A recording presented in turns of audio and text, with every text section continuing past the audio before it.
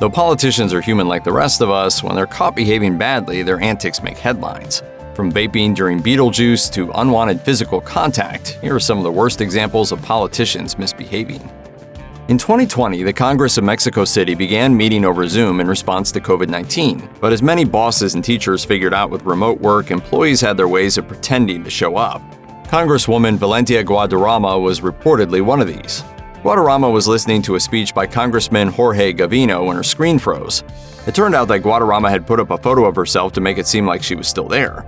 But if Guadarrama had intended to fool her colleagues, she completely botched it. As seen in the video, Guadarrama placed a photo of herself while she was still on camera, so she appeared on screen with a picture of her face behind her, and her arms kept poking through the sides of the screen in front of the image. The Congresswoman denied that she'd been ghosting her colleagues, saying that the entire incident was due to technical difficulties and apologized for not knowing how to use it. It's a pretty embarrassing moment, but not as bad as another Mexican politician who accidentally went topless on a government Zoom call, not realizing her camera was still on. Colorado Representative Lauren Boebert landed in hot water after she and her date, Quinn Gallagher, were removed from the Denver Center for the Performing Arts rendition of Beetlejuice for not adhering to guest policies, according to a statement from the theater. The Republican Congresswoman said in a tweet that she was guilty of laughing and singing too loud, while denying she had vaped on the premises. Later, however, when full surveillance footage of the Congresswoman and her date at their seats emerged, which did show her vaping near a pregnant woman, she issued an apology. She said that she genuinely did not recall vaping and added she was truly sorry for the unwanted attention her Sunday evening in Denver had brought to the community. Boebert confessed to falling short of her values and cited her ongoing divorce from her estranged husband, Jason. He defended her and begged people to have grace and mercy. In addition to disruptive behavior, it was alleged that Boebert and her date had engaged in indecent, intimate fondling inside the theater. The Denver district attorney, however, said through a spokesman that Boebert would not be facing any charges. Matthew Hand, a Denver criminal defense attorney, told the outlet that it would be difficult to convict Boebert on these grounds because of the vagueness of public indecency laws. In Boebert's case, since the alleged fondling would not be likely to be observed by others, it probably would not meet the beyond reasonable doubt threshold needed for a conviction. Bill Clinton is no stranger to bad behavior. It depends upon what the meaning of the word is. From the Monica Lewinsky scandal that led to his 1998 impeachment for lying to Congress to allegations he fathered a child with an Arkansas woman, the former president has generated plenty of sex-related headlines in his life. Although he has not hit the scandal levels of the 80s and 90s, the ex-president has still had his moments. Some of Clinton's more recent moments of misbehavior have involved ogling women before cameras in an unsubtle and obvious manner. In 2018, Clinton was attending American singer Aretha Franklin's funeral, where Ariana Grande performed the late singer's "You Make Me Feel Like a Natural Woman." In the video, Clinton is delightfully fixated on Grande and repeatedly looks downward, allegedly at her backside. It wasn't the first time either. At the 2017 inauguration, Clinton was caught on camera appearing to ogle Ivanka Trump as she arrived at the ceremony. Only once Hillary Clinton caught him did his expression change. Politicians are arrested for DUI fairly frequently, but it's not always that the full footage goes public. On the night of December 26, 2019, drivers on Michigan's I-75 reported that a car had driven onto the shoulder and hit the guardrail, according to footage obtained by ABC News.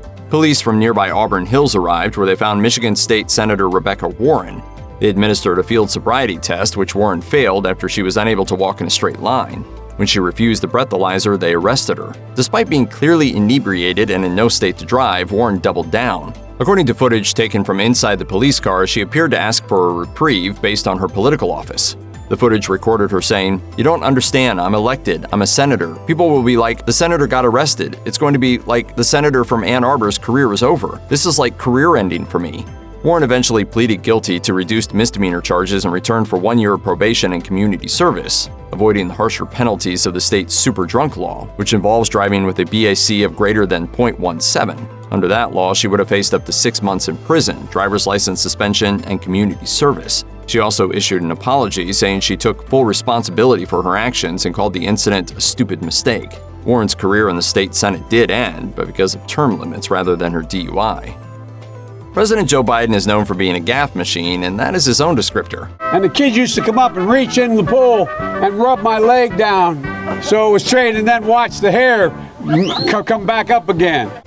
More serious, though, are allegations that he has inappropriately groped and kissed women, including former Nevada State Representative Lucy Flores. While Biden has had many such moments caught on camera in the past, he has accumulated some more as president. Most famously, his alleged attempted groping of actress and Democratic donor Eva Longoria. The president met with Longoria in 2023 at a White House screening of her movie Flamin' Hot. First, Biden made an awkward comment. We've known each other a long time. She was 17, I was 40. Shortly after that comment, Biden finished his remarks and hugged the actress, according to video of the incident. As the hug ends, the president appears to move his hands from her back towards her chest as she pushes them away to prevent him from groping her. Social media users slammed the president both for his remarks and the alleged groping, saying the comment made him come off as a creepy old man. Supporters of his likely 2024 opponent, former President Donald Trump, accuse the press of ignoring the incident and double standards. Eva Longoria, however, does not seem to have ever commented on the incident. On July 13, 2023, Kosovo Prime Minister Albin Kurti was giving a speech to Parliament about escalating tensions in the Serb-dominated regions of northern Kosovo. As Politico reported, Serb residents had boycotted local elections, leading to the victories of ethnically Albanian candidates. Kurti's speech discussed proposals on how to calm tensions before they exploded into another episode of Balkan inter-ethnic violence. The Kosovar opposition, however, blamed Kurti's policies for the clashes. As he was speaking, members of the opposition placed a picture of Kurti with a Pinocchio nose on his podium, implying he was a liar. When Deputy Prime Minister Besnik Bislimi ripped it up, Democratic Party of Kosovo MP Mirgan Lustatko splashed him and Kurti in their faces with a water bottle. In the video, Blasimi appears to take the bottle and throw it back at Lustatko, who responds by attempting to attack both the PM and Deputy PM. A female MP or staffer attempts to separate them as other members rush into the fight, turning it into an all-out brawl. As punches fly, one MP appears to get hit in the face. Police had to be called in to escort the Prime Minister out before things got too violent. As it turned out, such tactics were not uncommon, notably in 2018 when members of the opposition Levija Veten Vendoja party set off tear gas in the chamber to block a treaty resolving Kosovo's border disputes with Montenegro. The Ukrainian parliament has seen its share of fights in the past decade or so, including a big brawl over the national status of the Russian language in 2012. But while mass fights in Eastern European parliaments are not exactly rare, they don't usually involve roses and grabbing the prime minister by the crotch. That is precisely what happened in December 2015. Then Ukrainian Prime Minister Arseniy Yatsenyuk was delivering a yearly State of the Nation report to parliament, according to ABC News.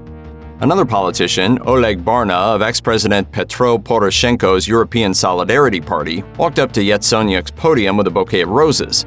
Inexplicably, he handed them to the PM, walked behind him, and lifted him up by the waist off the platform. What happened next was truly crazy. Barna hoisted Yatsenyuk by his genitalia as other politicians rushed to intervene. One can be seen attempting to put Barna in a headlock. As more joined in, security intervened, and it appeared that it was successful in averting an all-out brawl. Barna was suspended from 5 parliamentary sessions while the head of his party castigated him and apologized to Yatsenyuk for Barna's disgraceful behavior. That said, none of this was frankly surprising from a country that has given social media numerous parliamentary fistfights, including one in which 2 politicians got in a no-holds-barred boxing match, reportedly over a landfill. Alabama Republican State Senator Charles Bishop was in discussion with colleagues during a break in proceedings, including with Democratic State Senator Lowell Barron, according to video footage from 2007. At one point, Bishop punched Barron in the head as colleagues and security rushed to restrain him and separate the two before it escalated into a larger fight. The video itself did not give much information about the cause of the punch, but it turned out that Bishop considered it a matter of honor. Bishop claimed that Barron had referred to him as a son of a to his face. The senator took it as an insult toward his mother. He said, "Where I grew up, that's somebody talking bad about your mother."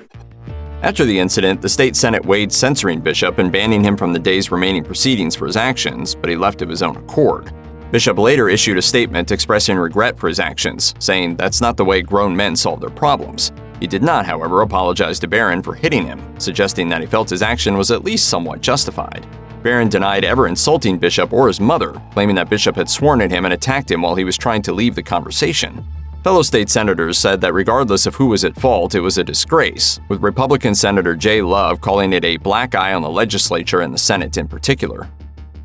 In November 2020, Governor Gavin Newsom ordered California businesses such as gyms, restaurants, and churches to cease indoor operations due to the second wave of the COVID-19 pandemic. Restaurants in most places were allowed to continue outdoor dining with social distancing and masking, although some places, such as Los Angeles County, put temporary bans on that too. But it was revealed that on November 6th, Governor Newsom had attended a birthday party for a friend and medical lobbyist at Napa's iconic upscale eatery, the French Laundry, in violation of his own rules. According to Fox 11, Newsom claimed that the dinner had been outdoors with proper precautionary measures. The outlet, however, then broke exclusive photos that not only had the dinner been indoors, contrary to Newsom's claims, there had also not been any masking or social distancing. The photos led to a massive fallout for several reasons. First of all, there were several California Medical Association lobbyists, an organization that had pushed hard for universal masking, violating the very rules they had advocated for. Then there was Newsom, who became a national symbol of do as I say, not as I do. To make matters worse, Newsom laughed and smiled his way through his apology video, which one business owner told U.S. News & World Report was pathetic. Following the incident, some California businesses began openly defying COVID rules as people lost trust in both Newsom and the health authorities. The incident also fueled a recall effort spearheaded by talk show host Larry Elder, which Newsom survived comfortably.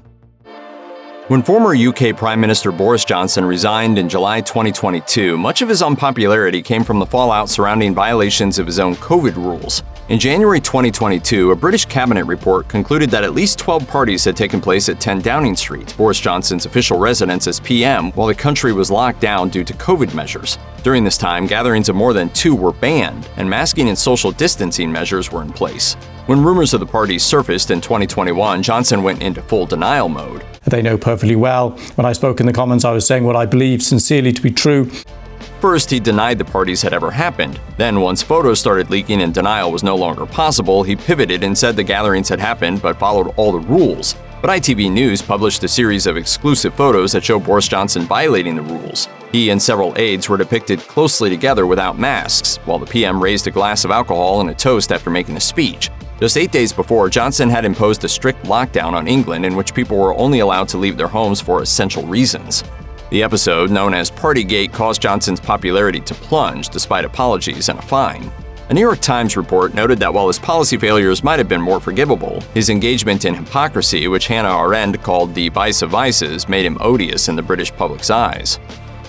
Al Franken represented Minnesota in the U.S. Senate after a career as a comedian and political activist. In 2017, however, his political career ended after he was hit with groping allegations at the height of the Me Too movement, a phenomenon he had supported only weeks before. Radio host and commentator Leanne Tweeden hit Franken with 2 allegations. The first was that he had forcibly and aggressively kissed her. Tweeden said that as they were rehearsing a 2006 USO skit for Army personnel that involved them kissing, he came at me, put his hand on the back of my head, mashed his lips against mine, and aggressively stuck his tongue in my mouth. The second allegation was that Franken groped Tweeden's breast while she slept. The radio host produced a photo showing Franken appearing to do exactly that, giving this allegation a lot of weight. The senator responded, saying it was disgusting and completely inappropriate, and that it was obvious how Leanne would feel violated by that picture. Responses from fellow politicians varied. Washington Democrat Patricia Murray called for an ethics investigation into Franken's behavior while acknowledging his apology. Massachusetts Senator Elizabeth Warren was much less forgiving, calling the incident unacceptable and deeply disturbing. Finally, there was then-President Donald Trump, who dubbed Franken Al Frankenstein. Franken resigned shortly after additional allegations from 7 other women surfaced, but later said he regretted doing so. Matt Hancock served as a member of the British Parliament and Health Minister under Boris Johnson. By 2021, he was facing accusations of favoritism in handing out COVID-19 testing contracts and botching the UK's response. The final nail came when he violated his own COVID rules to make out with his mistress. Hancock was caught on closed-circuit TV kissing his staffer and married lover Gina Coangelo while feeling up her behind. And if it wasn't enough that the married father of 3 was breaking his vows, he also violated the UK's COVID-related health rule that placed a moratorium on contact between members of different households, and was still in force for 2 weeks after the incident. Hancock ended up apologizing and resigning, but he did not seem to completely regret his actions. On an episode of the British reality show I'm a Celebrity, Get Me Out of Here, Hancock admitted to his fellow contestants that he messed up and fessed up, but said he had fallen in love. He added that he and Coangelo were still together, saying that it was the best part of being kicked out. In another clip, contestants confronted him about the incident in the context of COVID. He responded that he didn't break any laws. Guidance is different. His fellow contestants were not impressed, with one noting that she had witnessed a relative's funeral without being able to hug anyone. Ex-Toronto Mayor Rob Ford ran as a populist and swept into office with 47% of the votes in 2010. In 2013, however, he became embroiled in a drug scandal after rumors surfaced that there existed a video of him smoking crack with drug dealers. Ford initially denied smoking crack, adding that he had never seen the purported video, if it even existed. Eventually, police seized the video in question during a raid against drug gangs, and former Toronto Police Chief Bill Blair then confirmed the video's existence to journalists. Ford was forced to backpedal and apologize. Have I tried it? Probably in one of my drunken stupors, probably approximately about a year ago. After apologizing, Ford entered the 2014 Toronto mayoral race, despite his admission to using drugs. That year, a second video surfaced that showed him smoking an unidentified substance. The Canadian Globe and Mail reportedly obtained the clip from one of the drug dealers who had shot the footage. Following the publication of this second video, Ford quit the campaign trail to go into drug rehab. John Tory replaced him as mayor after defeating Rob's brother Doug in the 2014 election with 40% of the vote.